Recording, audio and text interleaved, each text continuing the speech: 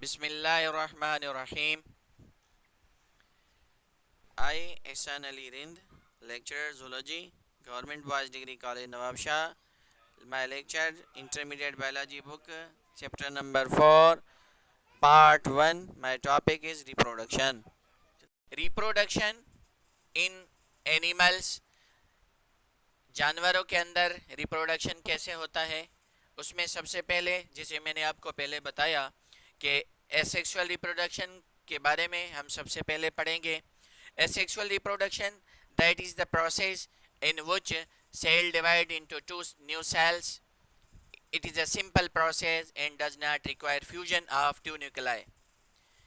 इस प्रोसेस के अंदर सेल जो है वो दो न्यू सेल्स में डिवाइड होता है और उसके बाद इसको हम सिंपल प्रोसेस कहते हैं और इसमें जो है फ्यूजन दो न्यूक्लियाई की ज़रूरत नहीं पड़ती. In this process only mitosis involve but no need of meiosis. इस प्रोसेस के अंदर सिर्फ माइटोसिस मीन्स डिवाइड यानी न्यू सेल्स की डिवीजन इसमें इन्वॉल्व होता है. इसमें मियोसिस का कोई अमल दखल नहीं. जैसे मैंने आपको बताया सेक्सुअल रिप्रोडक्शन के बारे में और अभी के कौन से तरीक़ेकार हैं, मेथड्स हैं एसेक्सुअल रिप्रोडक्शन के, यानी मेथड्स ऑफ एसेक्सुअल रिप्रोडक्शन. उसमें सबसे पहले फ्यूजन होता है और फ्यूजन के अंदर बाइनरी फ्यूजन और मल्टीपल फ्यूजन और उसके बाद बडिंग है, रीजनरेशन है, पार्थिनोजेनेसिस है, क्लोनिंग है, ट्विंस हैं.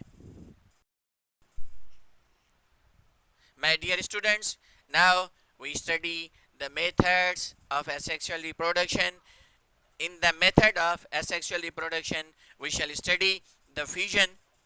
The fission, when a parent cell that divides into daughter cells in a simple manner, is known as a fission. It is of two types, means fission के अंदर parent sales जो होते हैं वो दो daughter cells में divide होते हैं सिंपल मैनर में और उसको फ्यूजन कहा जाता है. और फ्यूजन के दो किस्म हैं जैसे आपको इस डायग्राम में दिया हुआ है. पहले सेल डिवीजन होता है, उसके बाद ये फ्यूजन के अंदर डॉटर सेल्स में चला जाता है. और बाइनरी फ्यूजन में हम इस simple process is a simple process of cell division in which the parent cell divides into two daughter cells. जो बाइनरी फ्यूजन के अंदर पहला ये होता है डिवीजन के अंदर के पेरेंट सेल जो हैं वो दो डॉटर सेल्स में डिवाइड हो जाते हैं, जैसे आपको मेंशन किया हुआ है तस्वीर के अंदर आप देख सकते हैं. जैसे the genetic material is also replicated in amoeba. The nucleus divides into two nuclei, then cytoplasm, and also then it divides into two parts by transverse wall. Each part contains nucleus. In this way two amoeba are formed. Means जैसे हमने पहले पढ़ा, अब मैंने जैसे पहले आपको define किया कि डॉटर सेल्स के अंदर जाएगा और उसके बाद जेनेटिक मटेरियल जो है वो दोबारा रेप्लिकेट होगा एमोबा के न्यूक्लियस के अंदर और उसके बाद डिवाइड होके दो न्यूक्लियाई बनाएगा और उसके अंदर साइटोप्लाज्म जो है उसको डिवाइड करके दो हिस्सों में तकसीम करेगा और फिर ट्रांसफर वाल्स की तरफ जाके पहुंचेगा. और हर पार्ट के अंदर उसमें एक न्यूक्लियस होगा और वही न्यूक्लियस एमोबा में हमें दो एमोबा के अंदर मिलते हैं. उसके बाद हम दूसरा जो मल्टीपल फ्यूजन कहा जाता है उसके अंदर हम क्या पढ़ेंगे मेरे प्यारे शागिर्दों. When the parent cell divides more than two cells, यानी फ्यूजन के अंदर क्या था कि सेल डिवीजन के अंदर पेरेंट सेल डिवाइड होता था दो डॉटर सेल्स में और यहाँ पर क्या हो रहा है कि पेरेंट सेल डिवाइड होता है दो से ज़्यादा सेल्स के अंदर. इसीलिए हम इसको क्या कहते हैं, मल्टीपल फ्यूजन. जैसे फॉर सपोज एमोबा, प्लाज्मोडियम. और इन this process the nucleus splits up into many nuclei.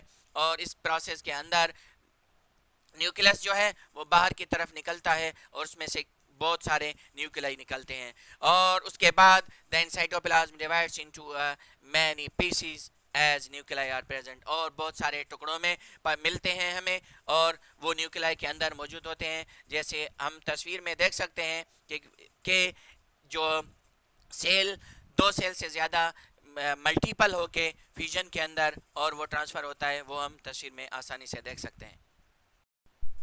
अभी हम आज पढ़ेंगे मेरे प्यारे शागिर्दों, जैसे हमारा टॉपिक जो है सेक्सुअल रिप्रोडक्शन चल रहा है, उसके अंदर हमने 2 पढ़े हैं, उसके बाद दूसरा पोर्शन आ रहा है बडिंग का। That budding, this process is a common in yeast, hydra and sponges. In this process an outgrowth is produced from the parent body.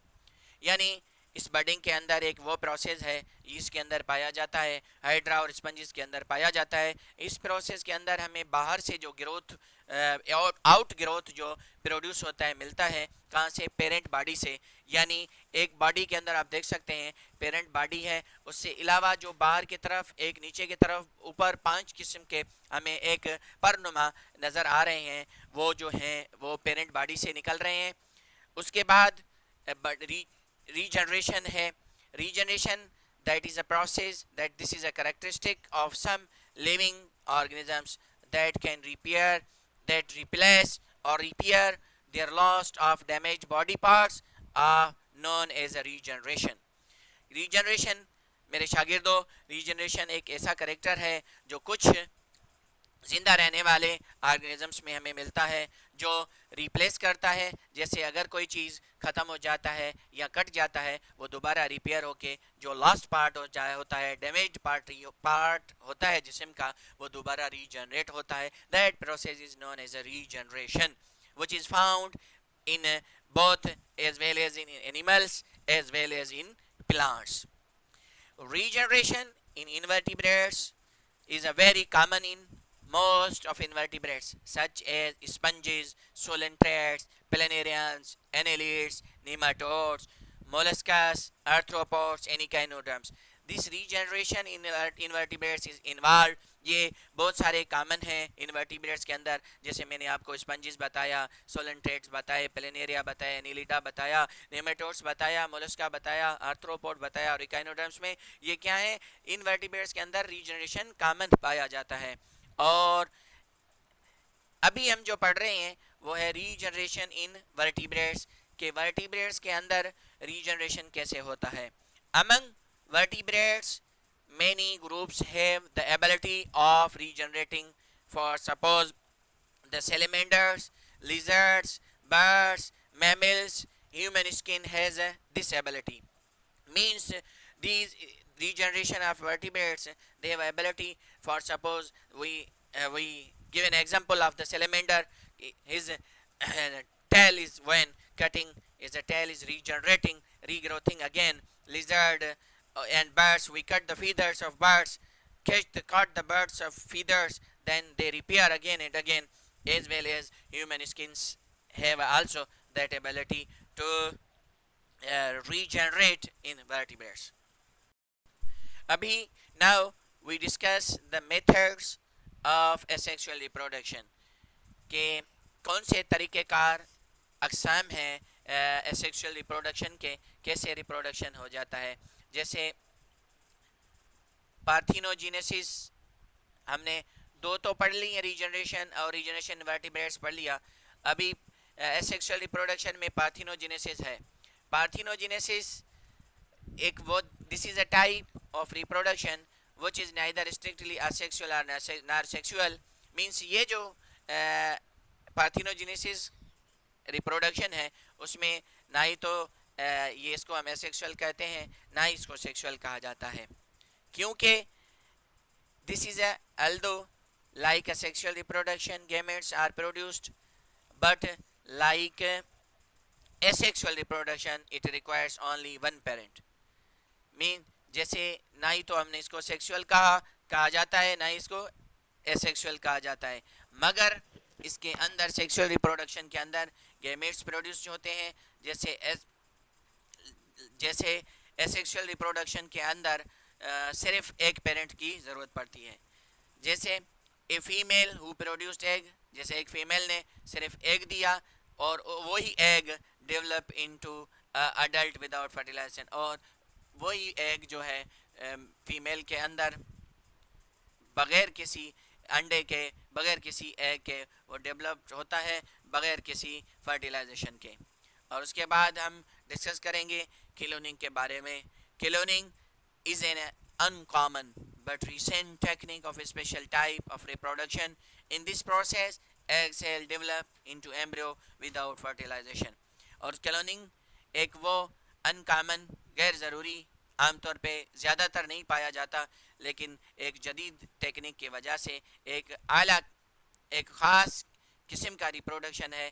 और इस खास रिप्रोडक्शन के अंदर एक प्रोसेस है जिसमें एग सेल जो है वो डेवलप होता है एम्ब्रियो के अंदर बगैर किसी फर्टिलाइजेशन के। और उसके बाद हम ट्विंस के बारे में पढ़ेंगे। Twins are the two children which develop and are born together. Twins are of two types. Number one is a, for example, identical twins, and second are known as a fraternal twins. जोड़ा जिसको हम कहते हैं twins, दो बच्चों के पैदा होने को कहा जाता है जो डेवलप होते हैं और एक साथ पैदा होते हैं। और इस ट्विंस में बच्चे जो जुड़वा बच्चे पैदा होते हैं उनके अंदर दो किस्म के बच्चे पाए जाते हैं। एक को मिसाल के तौर पे हम आइडेंटिकल ट्विंस कहते हैं और दूसरे को हम फ्रेटर्नल ट्विंस कहते हैं। अल्लाह हाफिज़।